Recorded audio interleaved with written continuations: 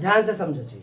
हम लोग पिछले चैप्टर में मतलब पिछला जो क्लास चला था उसमें हम लोग सेल के प्रकार देख चुके थे। तो हम लोग यह देख चुके थे सेल के मुख्यतः दो प्रकार होते हैं, एक होता है प्राथमिक सेल और एक होता है द्वितीयक सेल। ठीक है, उसका डेफिनेशन यानी परिभाषा भी हम लोग पढ़ चुके थे। प्राथमिक सेल के उदाहरण हम लोग देख लेते हैं। प्राथमिक सेल के उदाहरण क्या थे, एक बार रिवाइज कर लेते हैं। क्या थे? Leclanche cell, Daniel cell, voltage cell, शुष्क सेल और बटन सेल। ये क्या थे? प्राथमिक सेल के उदाहरण थे। जबकि द्वितीयक सेल के उदाहरण क्या थे? वह शीशा संचायक सेल और तथा नीले सेल। किसके उदाहरण थे? द्वितीयक सेल के उदाहरण थे।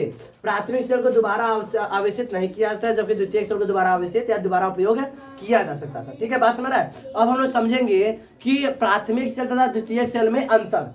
देखो एग्जाम में क्वेश्चन यह भी आ सकता है कि प्राथमिक सेल तथा द्वितीयक सेल में क्या अंतर होते हैं। बात समझ रहा है? तो 2 नंबर में 3 नंबर में जैसे पूछ देगा तो आपकी किताब में यूपी बोर्ड किताब में 3 अंतर लिखा हुआ है। ठीक है, और बाकी परिभाषा के मदद से हम लोग एक और अंतर बता सकते हैं। भाई जब हम लोग को जानकारी अगर अच्छी होगी तो हम लोग किताब को मतलब बिना हम लोग क्वेश्चन को प्रश्न उत्तर को याद किए हम उसको पूरा चैप्टर को पढ़ के हम लोग अपने से उत्तर देने में सक्षम हो जाएंगे। तो आप लोग पढ़ाई इसी तरह कीजिए कि पूरे किताब का अध्ययन अच्छे से कीजिए, तब जाके आप प्रश्न उत्तर का अच्छे से उत्तर दे पाएंगे। बात समझ रहा है? तो आज का हमारा जो टॉपिक रहेगा यानी जो बिंदु रहेगा वो ये रहेगा, प्राथमिक सेल तथा द्वितीयक सेल में अंतर। तो ध्यान से, जो प्राथमिक सेल और द्वितीयक सेल में क्या अंतर होते हैं? तो प्राथमिक सेल तथा द्वितीयक सेल में निम्नलिखित अंतर होते हैं जो हम लिख दिए। इसको आप एक एक करके पढ़ जाएंगे।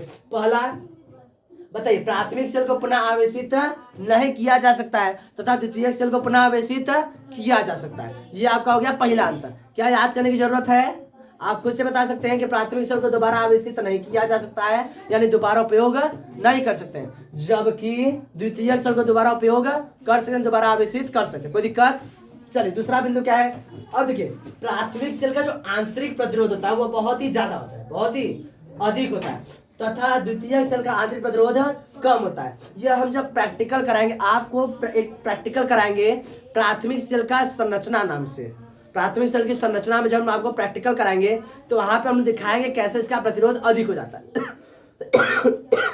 प्रतिरोध का मतलब आप ऐसे समझिए रुकावट, यानी बिजली जब चलती है तो उसके मार्ग में जितने रुकावटें आ जाती हैं उसी क्या बोलते हैं? उसका प्रतिरोध बोलते हैं। क्या बोलते हैं? प्रतिरोध। बात मेरा प्रतिरोध में अभी घबराना नहीं। प्रतिरोध क्या होता है?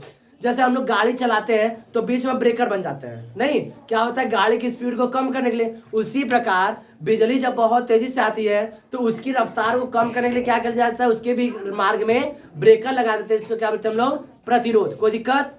बस में रहा है तो क्या बताओगे कि इसका प्राथमिक सेल का आंतरिक प्रतिरोध बहुत ही अधिक होता है, बहुत ही अधिक होता है, जिसको से हम लोग करंट उतना नहीं लग पाता है, जबकि द्वितीयक सेल का प्रतिरोध कम होता है। द्वितीयक सेल का प्रतिरोध कम होता है। बात समझ आ रही है? चलिए तीसरा टॉपिक, प्राथमिक सेल के अंदर कैसी अभिक्रिया होती है? अनुत्क्रमणीय अभिक्रिया होती है। बताए थे हम डेफिनेशन में, परिभाषा में लिखवाए थे कि प्राथमिक सेल के अंदर अनुत्क्रमणीय अभिक्रिया होती है। अनुत्क्रमणीय का मतलब क्या होता है? बताए थे ना कि अगर कोई अभिक्रिया हो गया तो अभिक्रिया होने के बाद कोई ना कम प्रोडक्ट से रोटी बना रहे हो, आटा लिए, आटा का लोई बनाए, लोई बना के बेल दिए, अब उसको क्या बना दिए? बना दिए पूरी बना, अरे रोटी बना दी। क्या बना दिए? रोटी। तो आपके आटा के लोई से क्या बन गया है? रोटी। क्या बन गया है? रोटी। तो यह एक अभिक्रिया हुई। क्या हुई? अभिक्रिया। क्या उस बनी हुई रोटी से हम लोग फिर से आटा ला सकते हैं? नहीं। तो यह कैसे अभिक्रिया हुई? अनुत्क्रमणीय अभिक्रिया। वापस नहीं ला सकते तो अनुत्क्रमणीय, अगर वापस ला सकते हैं तो उत्क्रमणीय। जैसे आप एक कागज लीजिए, उसका एरोप्लेन बना दीजिए, हवाई जहाज बना लीजिए, उसको फिर से खोल के पहले से कागज ला सकते हैं, तो कैसे अभिक्रिया हुई? उत्क्रमणीय। बात समझ रहा है? तो उत्क्रमणीय का मतलब वापस ला सकते हैं, अनुत्क्रमणीय का मतलब वापस नहीं ला सकते। अभी समझ लो, हम लिखने का समझ देंगे, ध्यान समझो। तो क्या बताओगे? प्राथमिक सेल के अंदर अनुत्क्रमणीय अभिक्रिया होती है। कैसे अभिक्रिया होती है? अनुत्क्रमणीय अभिक्रिया होती है। जबकि द्वितीयक सेल के अंदर कैसे अभिक्रिया होती है? उत्क्रमणीय। यानी फिर से हम लोग इसका उत्पाद से हम लोग फिर से रिएक्टेंट यानी कि अभिकारक ला सकते हैं। किसी को समझने में कोई दिक्कत हो रहा है? बात समझ आ रही है? चौथा, अब इसका उपयोग। तो प्राथमिक सेल का उपयोग किस में करते हैं? घड़ी में। आप लोग जानते हैं कि आपने जो घर में घड़ी लगाया, बड़ा सा घोड़ा टाइप का, घड़ी टाइप का, घोड़ा नहीं, घड़ी जो लगाते हैं वो घोड़ा, हंसने क्यों लगे जी? घोड़ा नहीं, घड़ी उसको बोलते हैं, नहीं। तो जो घड़ी लगाते हैं वो कैसे में कैसा सेल लगाते हैं? प्राथमिक सेल। एक बार उपयोग हो जाने के बाद उसको निकाल घड़ी फेंक देते हैं ना, कि उसको लगाते थे चार्जिंग पे कि इसका आवेशन हो जाएगा, ऐसा लगाते हैं? नहीं करते हैं, ठीक है। रिमोट जो टीवी देखने रिमोट तुम लोग जिसके लिए तुम लोग झगड़ते हो घर में, नहीं रिमोट हम लेंगे, रिमोट हम लेंगे, उसमें भी कैसा लगाते हैं सेल, प्राथमिक सेल लगाते हैं। किसी को दिक्कत? तो घड़ी के बैटरी, घड़ी में रिमोट में प्राथमिक सेल ही लगाते हैं। कैसे पता कि उसमें उसको दोबारा आवेशित हम लोग नहीं कर सकते, किसी को दिक्कत? जबकि कार, बाइक, ट्रक इस और घर में जो इन्वर्टर होता है उसमें कैसा बैटरी लगा, कैसा सेल लगा होता है, द्वितीयक सेल लगा होता है। कैसा सेल लगा होता है? द्वितीयक सेल लगा होता है। घर में हम लोग देखते हैं जो वो बैटरी जो सेल रहता है कार में, कार का देखते हो एक बार लाइट जलाओ वो डिस्चार्ज हो गया, फिर से गाड़ी चलाओगे अपने आप क्या हो जाता है, चार्ज हो जाता है। जितना गाड़ी चलाते जाओगे उतना चार्ज होता जाएगा, उतना क्या होता जाएगा, चार्ज होता जाएगा। बाइक में भी उसी तरह है, उस तरह ट्रक में भी है, कार्स में भी उसी तरह है, हमारे घर में इन्वर्टर में भी उसी तरह है। पास में रहा है तो द्वितीयक सेल ये होते हैं। किसी को समझने में कोई दिक्कत हो रहा है? नहीं ना। अभी हम लोग समझ रहे बैटरी किसको कहते हैं, तो सेल समझ आ गया, सेल में दोनों सेल में अंतर समझ आ गया। हम लोग एक और परिभाषा में बैटरी किसको कहते हैं, उसके बाद हम लोग विद्युत ऊर्जा का दूसरा स्रोत पढ़ेंगे जिसका नाम विद्युत जनित्र या जनरेटर। बात समझ रहा है? ये इतना इसको लिख लो।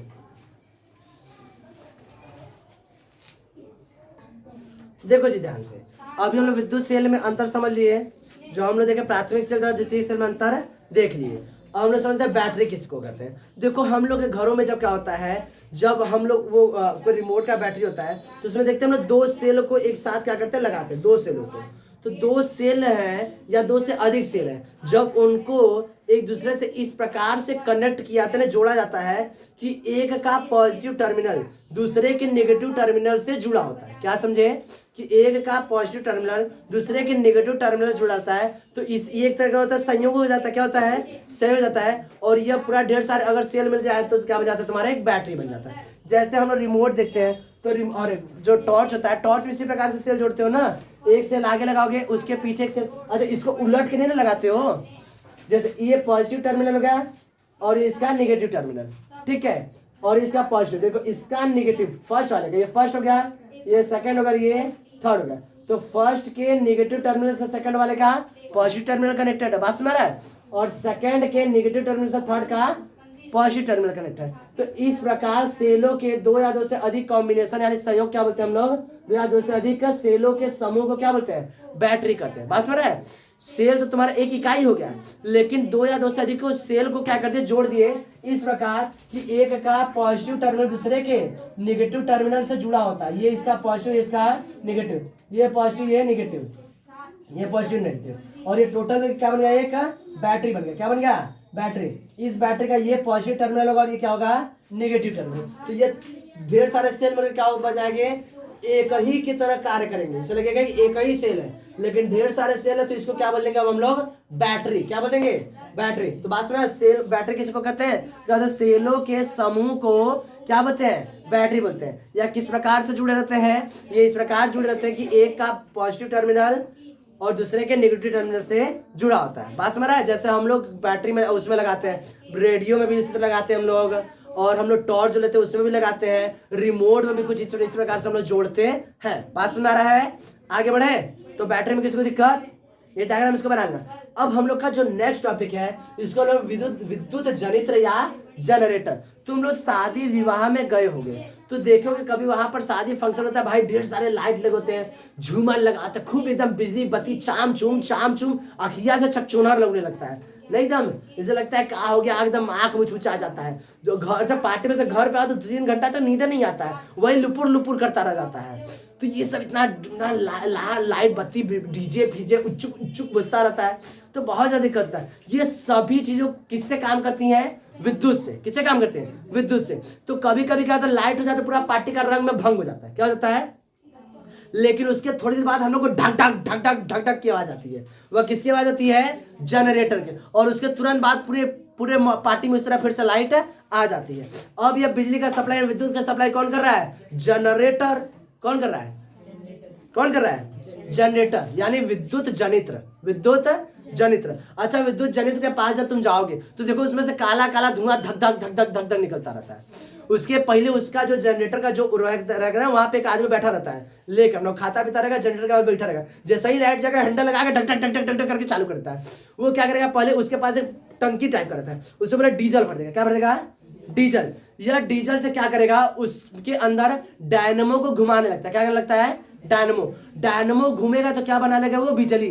डायनेमो को तुम घुमा दिए, क्या बनाने लगोगे, बिजली। इसका प्रैक्टिकल हम कराएंगे, हम सामान का ऑर्डर कर दिए हैं, वो आज इसका प्रैक्टिकल हम करा देंगे। बात समझ रहा है, ठीक है।